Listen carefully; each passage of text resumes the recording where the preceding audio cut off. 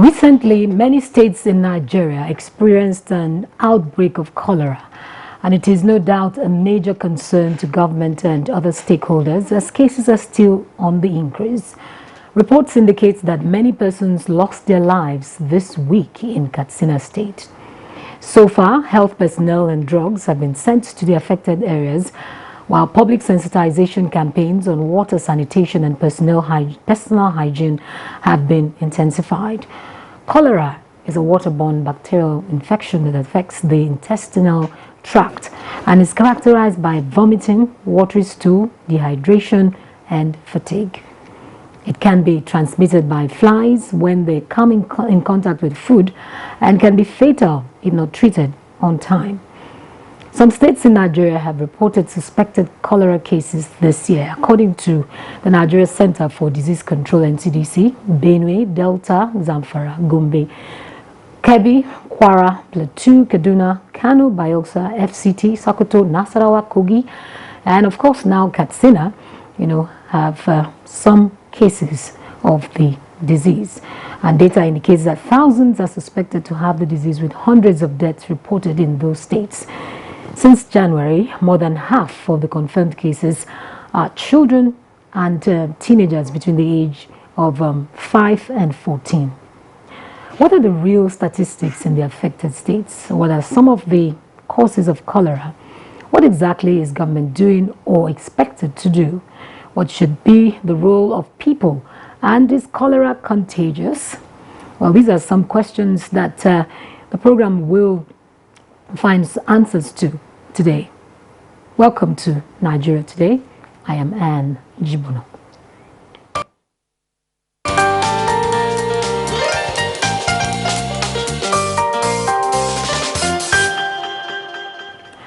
Now, joining me to speak on cholera outbreak in Nigeria is Dr. Isaac Eboja. He's a public health specialist. Welcome to Nigeria Today. Good evening. Recently, we've heard of many states, like the intro said, many states have cases of cholera. Recently, just this week, Katsina reported so many deaths. What's really the challenge? What's your take on the statistics so far? Well, we don't have any reason to doubt the figures that that are being reported. The real problem is this: during this time of the year, there is flooding everywhere in many states. The number of states reported now is about 18. That is half of the number of states in this country.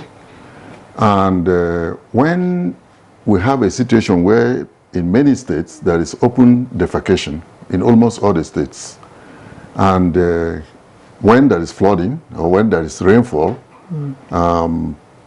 there's contamination of water, surface water. Even water in the world is also contaminated because of flooding and because of running water.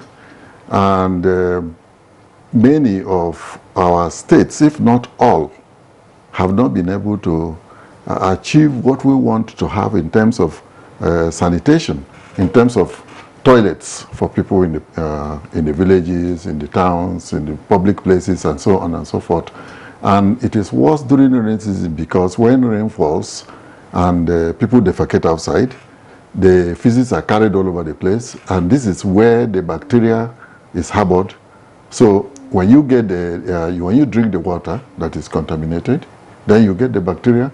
And when you also eat food that is contaminated by dirty water, or food that is taken from the soil, or taken in an environment that has already been contaminated, and you don't wash it, and you eat it, or you don't boil it, and you eat it, then you stand a chance of getting infected. Just how serious is this challenge, this issue in Nigeria?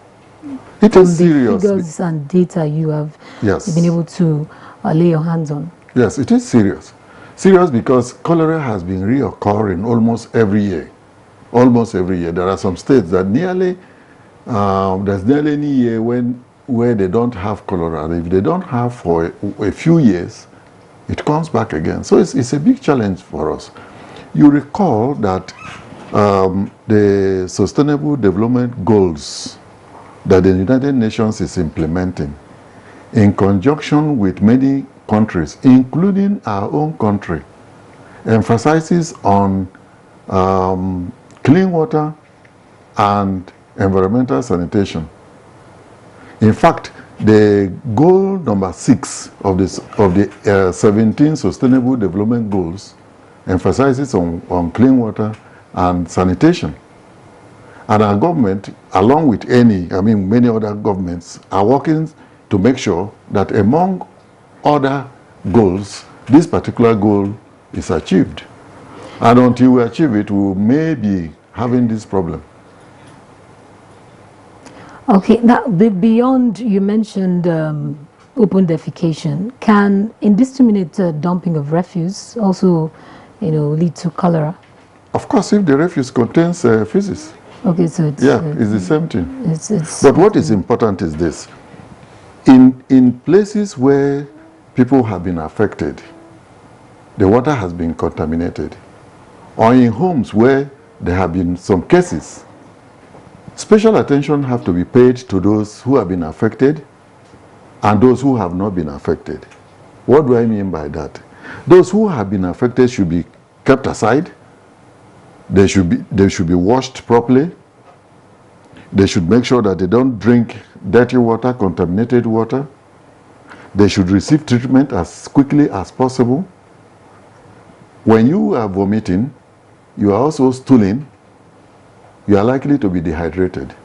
And in fact, this is one of the causes of death that are being recorded, dehydration. But the problem is this: if somebody is dehydrated and you rehydrate the person, you give the person contaminated water, you've not done any good. You're only prolonging the time that the person may give up. The person will still be infected. So what should people do? Water should be boiled in those environments, in those states, in those local governments where there is cholera and there is no potable water. The most important thing to do is to boil the water that they are drinking. All right. Just how contagious is cholera? When you say contagious, if I have cholera and you just touch my body, you will not get cholera by touching me. However, if I am vomiting and it is all over me, say for example I'm a child, a 3-year-old, and my mother comes around, takes me, when my body is contaminated, her hands are contaminated, and she goes and eats or goes and touches food that somebody else is going to eat without washing her hands, she's carrying it from me to the other person or to herself. So those who are looking after these people in homes have to be careful themselves. But the advice is this: if somebody comes down with cholera, try to get a health caregiver from a hospital, from a healthcare center, from any health facility to look after the person. Don't try to solve the problem at home. You may try to resolve the immediate problem of vomiting and weakness and so on, but that's not the solution. The solution should be given at a healthcare facility. So it means it's treatable? Yes, it's treatable. Yes, if you take the person to the hospital or to a clinic or to a dispensary or to where they have the medication to give, the person will recover. Well, let's understand why the death rate is so high. The figures are alarming, and we notice that it's mostly between children age 5, teenagers, between children age 5 up to teenagers and on age 14. Yes. So why is it because of their age, or is there any other reason? Yes, children are vulnerable to acute diarrhea generally. And when they have this kind of case where they are vomiting and they are passing stew and they are dehydrated and they are not well taken care of immediately, they are more prone to have more serious problem and to die than an adult, for example. But over and above that, if you are a Nigerian and you live in the village, You know what happens during this time of the year? When it rains, many children go out to play. In fact, they take rain as an opportunity for them to play. They play in the rain, they jump, they swim, they drink the water from all sources. And like I said, during this time of the year, when there is flooding, when there is rainfall generally, and the sources of water are contaminated, the people who drink those contaminated water first and most are children. They are children, and they are the people that are also most vulnerable. So it means every time we get into the rainy season, this occurs. Well, Was this year a special case? No, it's not special. This has been happening. If you notice, last year, the few cases that were reported, it was about this time of the year too, last year. So it is not just peculiar to this year. The issue is this: as long as we don't have potable water and we don't have good sanitation, when I mean good sanitation, I mean environmental sanitation, including toilets, where people should go and defecate, and not outside, and not where the feces will be contaminated, the drinking water will be contaminated with feces. This is very key, and the two of them are related. Clean water, clean environment are related to each other. Okay, let's look at the best options before state actors now. At this time, so many states are involved in this. What are the best options before government, and with what's been done so far, what advice can you offer at this point? Yes, for those states that are already experiencing cholera epidemic, they should make sure that they go out to educate people. Health education is very important. Sensitization is very important. Mobilization of health staff to those areas is very important. Making sure that the affected patients are treated as quickly as possible is very important. And if they don't have the things that they need to treat these patients, they should request as soon as possible. If one state does not have, that state should go to the next state that has and get some, or at least cry out to the federal government to support them. But every state should take care of its own case as soon as possible. The issue of let's wait and hear more, or let's wait and hear more and get more figures, is not a good news. Because by the time you get there, many of the affected people may have been dehydrated and would go into coma and die. So the earlier, the better. That's one. Two, that is for treatment. Then, in terms of prevention, we should do as much as we can to provide potable, drinkable water at this time of the year, and especially in affected areas. The water can be treated with chlorine. The water that is already contaminated can be boiled and cooled for drinking. Those are measures that can be taken at home and in health facilities where they need water, and where there's a possibility of contamination of sources of water. That is very important. If you live in a village, like I have lived in a village, you discover that sometimes along the streams, they dig around the streams where they fetched water to go home and drink. And when there is flooding, those sources of water are contaminated because the water that flows along the stream channel now overflows and goes and contaminates the sources of the areas where they dig and where they normally fetch water for drinking.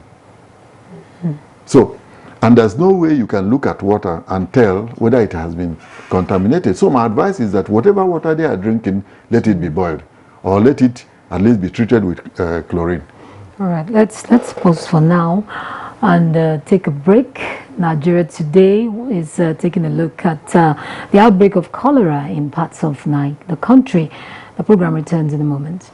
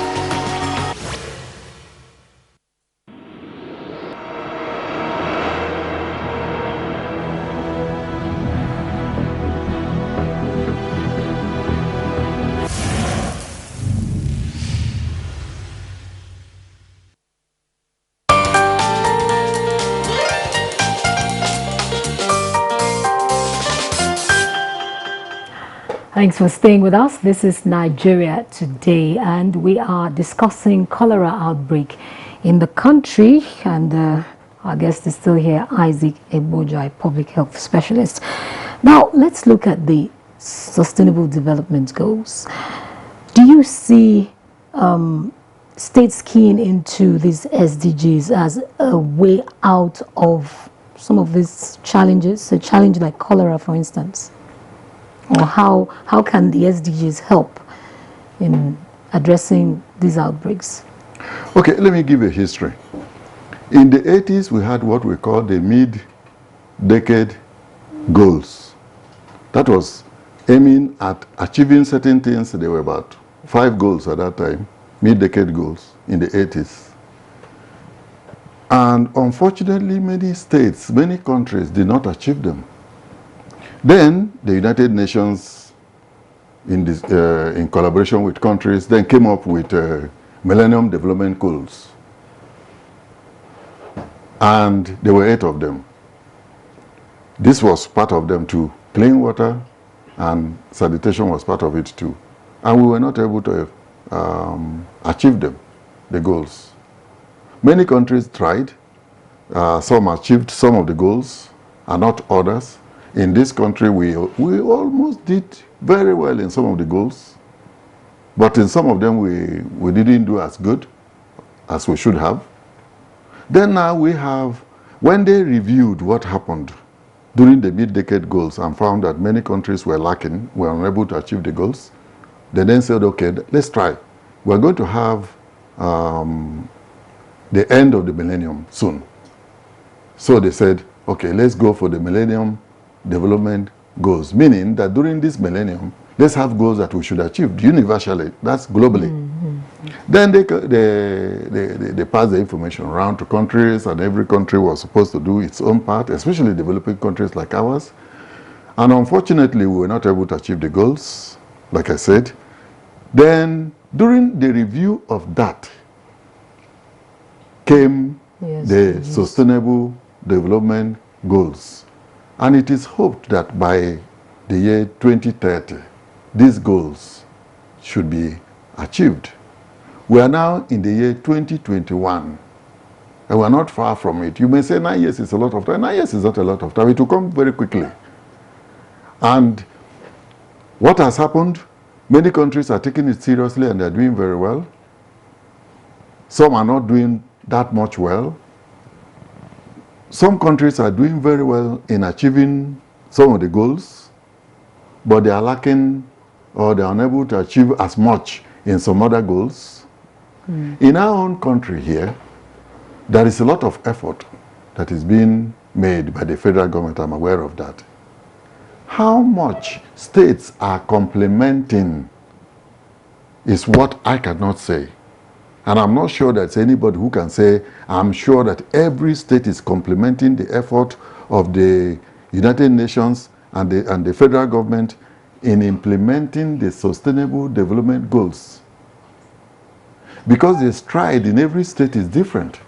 And because health is on a concurrent list, some states relax and feel, well, the federal government can do this, or the federal government will give us assistance to do this. Some states are always waiting for the federal government to give them assistance or to kick them to move or to do something. Whereas they should be the one to start. As a matter of fact, this issue should be handled from the local government, especially for health, from the local government to the state, from the state to the federal government. The federal government is only supposed to provide the policies, the guidance, and monitor what is going on nationally. In other words, the states, should be the ones implementing, along with the local governments. So your question about how many and whether the states are doing well or not, well, one of the answers to your question is what we are seeing now. If we are doing as good as we should do, we should not be having the type of statistics that we're having with cholera, for example. If we were to be having potable water, what I mean potable water, I mean treated water in homes, and people are drinking safe potable water, we will not be worried about cholera. If people are not doing open defecation and they have toilets, at least 90%, for example, of the people, we will not be having these kind of cases and figures that we are having. We may still, if 90%, for example, we may still have cases here and there and once in a while, but they should not be as alarming as we are having now. So my advice is this. If the federal government is providing policies and guidance and guidance to the states should be implementing and monitoring themselves and be more active and proactive in terms of preventing some of these problems that we have. How about non-state actors like the private sector? Yes, yes. NGOs are also, let me not forget them. Very briefly, Apart from United Nations agencies like WHO, UNICEF, that are helping in every country, especially in our own country here, they are working with the federal government. NGOs are also working, and I know of a lot of NGOs in Nigeria that are providing drinkable water. They are providing so why are we having boreholes. these figures? Why are we still having these figures? They are doing something, but they are not doing enough. All right. That you do something does not mean that you have enough.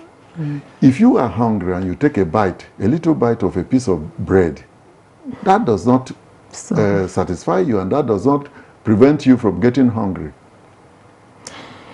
So now, beyond the efforts of government and non-state actors and all that, what should traditional rulers, community leaders, the citizenry, what should they be doing to prevent this kind of outbreak in the first place? Very good question. Their life. Very good question. No matter what state governments do, what the federal government does, what the local governments do, they can never solve all the problems unless those people who are recipients are themselves participating in resolving or solving the problems. They should make sure, for example, that they dig latrines. You don't have to wait for the government to come and dig a latrine for you. You can do this by yourself. You don't have to wait for the government to provide you a borehole if you can afford it. And if you cannot afford it and you are fetching water from the streams, then you should boil your water. These are some of the things that we can do. Keep our environment clean, keep ourselves clean. If a person is infected with cholera, for example, you make sure that the person is washed, the clothes are washed, the place is disinfected, the place is taken to a health caregiver. And there's no chance of somebody keeping the person at home with the hope that they can solve the problem. This is not an issue for home. It's an issue that should be treated in a healthcare facility.